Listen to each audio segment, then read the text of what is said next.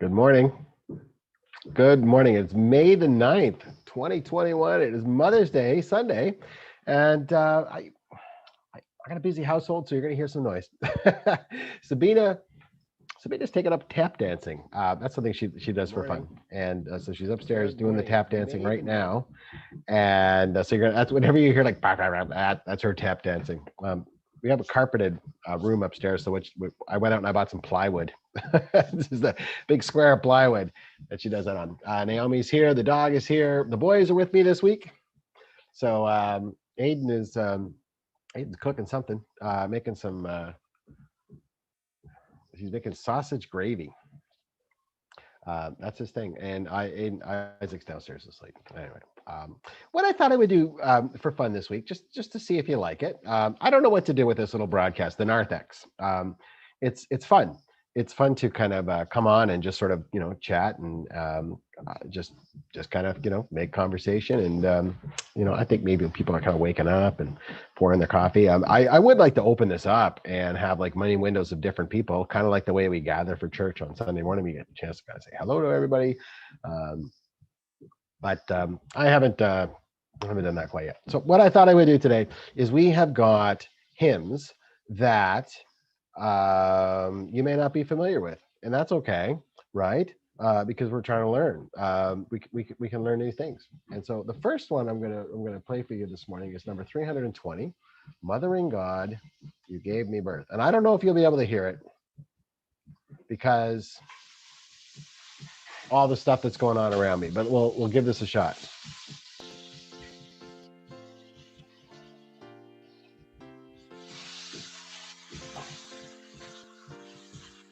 So this is one of the hymns you're singing.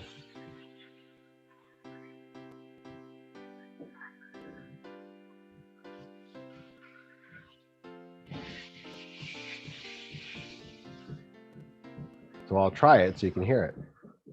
There in God you gave me birth in the bright morning of this world, Creator, source of every breath. You are my rain, my wind, my sun. So that's Mother in God You Gave Me Birth. I have no idea if you can hear it. Probably, if you can, it's probably too quiet.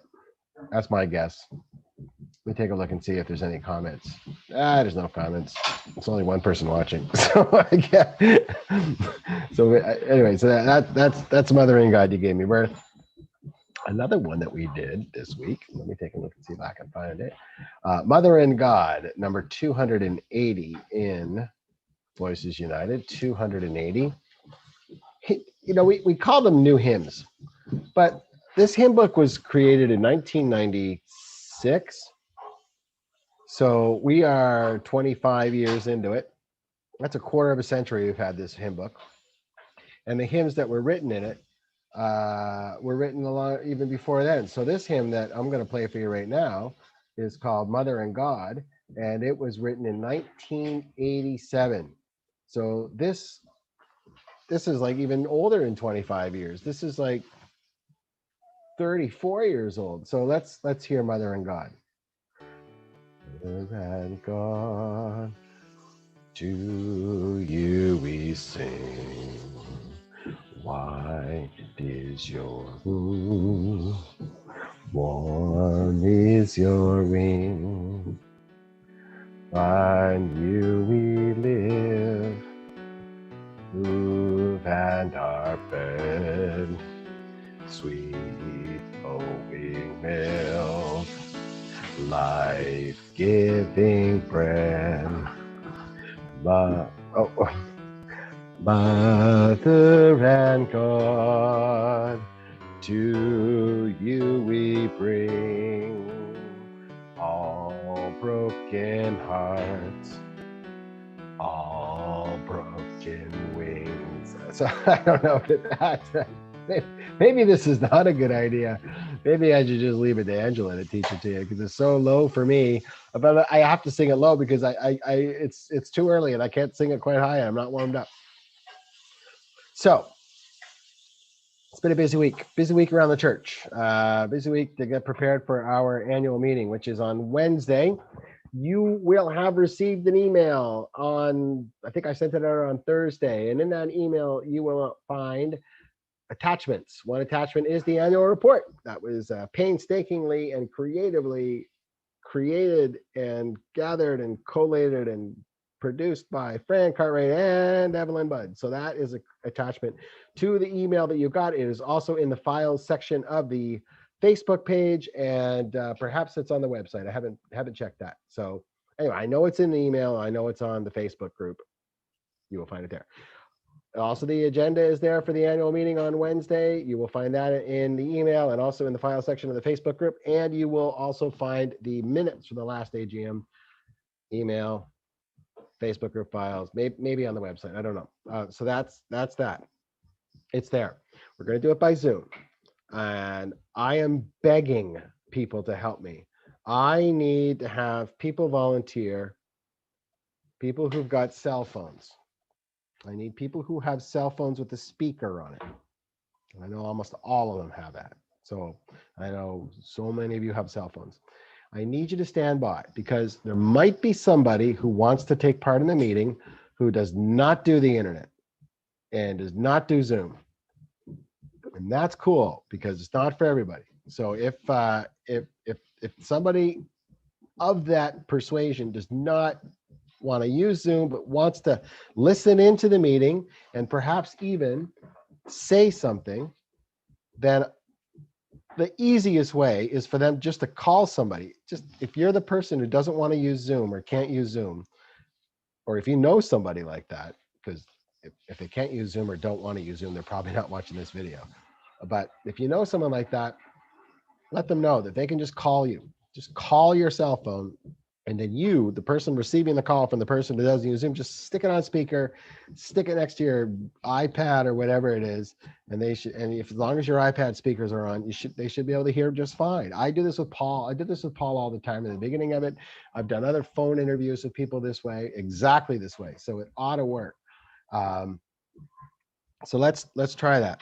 Also, if you and you would have got the Zoom invitation in the email, so it's out there. Also, if you know somebody or if you are somebody who would like a paper version of the annual report, we don't have a lot of them. We really don't. We've got like, I don't know. I can print them up here at home, but we don't have a lot of them. But, so if you really, really want one, a paper one, just ask and we'll bring you one. I'm happy to do that. So I'm going to be delivering. I've already got 2 orders. So I'm going to be delivering those on Monday morning. I've got 2 people who've actually volunteered themselves or other people who want an annual report. So that's great. What warms my heart is when somebody says, you know what, I think so-and-so really needs one. And I need you to do that. Now I've got my own idea of who might want one, and I'll drop them by. And even if you think, oh, I bet you Mike has already thought of this person, send their name to me anyway, because I may not have. And you know what?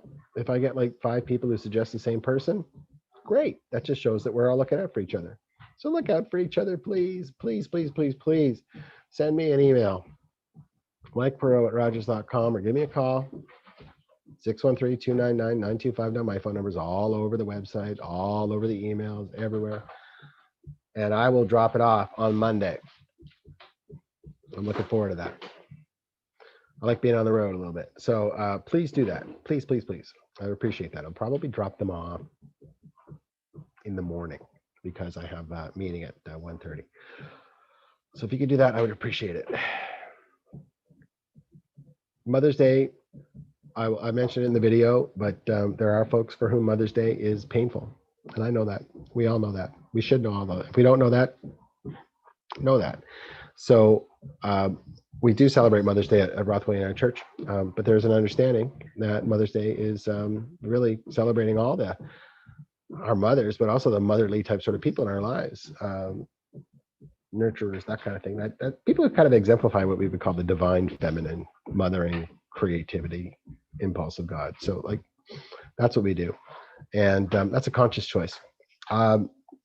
I wouldn't do that necessarily in every church, to tell you the truth. I mean, if I was part of a congregation where I knew that there was just such a critical mass of folks for whom Mother's Day is just too painful, I wouldn't celebrate it. I mean, maybe mention it, but I certainly wouldn't be the centerpiece of the whole thing.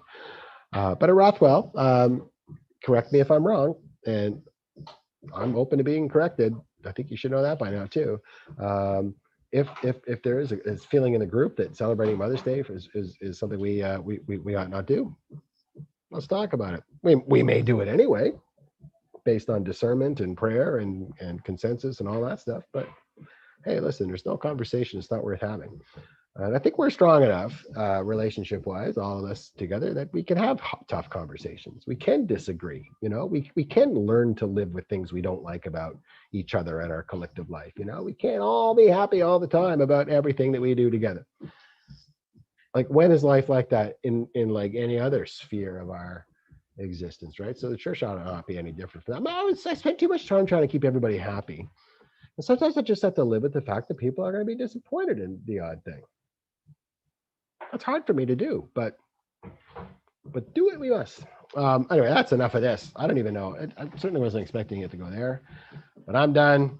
I'm going to go watch the service with the rest of y'all, and I'm going to make some coffee and continue to smell this young man's sausage gravy.